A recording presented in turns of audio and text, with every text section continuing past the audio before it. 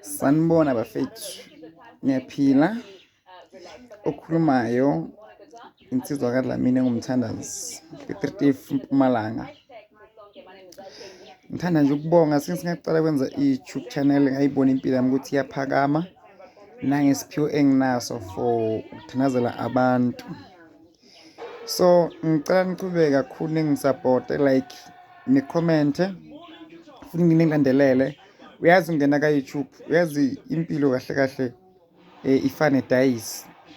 Mina ngike ngasebenza kaningi kepha nje ukusebenza kwami ngibona ngumehlo ukuthi ngisebenzela ini. So sengingene ka-YouTube ngakhona ukuthi ngakhe ekhaya la ngizalwa khona straight, because ikhaya belikhaya lingekho right kahle kwi-stick and mud.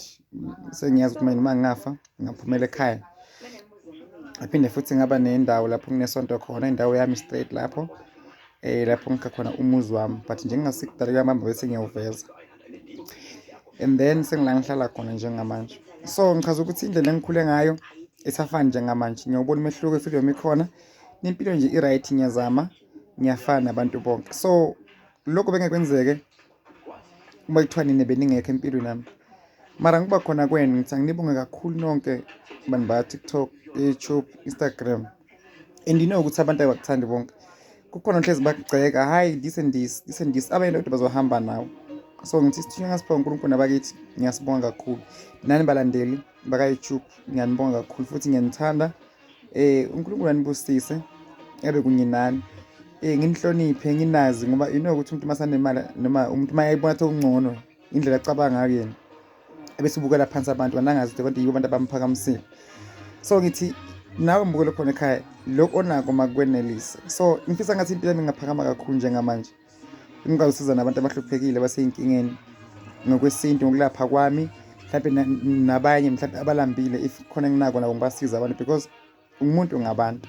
So nje ngithi Nkosi yami ngathi uNkulunkulu angibusisa kakhulu ngale bandla futhi enginalo, yonke into engenza ihambe nje kahle, ngiphumelele la kunzima khona, ngendlule la ngone khona uNkulunkulu angithethelele nabakithi kanjalo, futhi nani ngithethelele ngane zakwethu, ngoba kuyenzeka umuntu uthi uyakhuluma la kanti sekukhona omnyathelayo. So ngithi kini nawe ukhona sekhaya njengamanje, ongazi uzodlani, uzokwenza kanjani, kuzogcine kulungile. Awusiwo umuntu wena waNkulunkulu nabakini. So ngithi nje idlozi masilazi ukuthi liyini, simazi noNkulunkulu ukuthi yini. Ngiyanithanda kakhulu babukela bakhona ekhaya, ngimthandazi Dlamini, ngithi kukhona ngibheke khona khona ngiyakhona and kuzolunga, ngekwazi kuhlale kungalungi. Impilo ngelokhu impilo ngiyizama nje ngiyiphushe zigcine ilungile. Nibe kahle emakhaya, ngiyanithanda.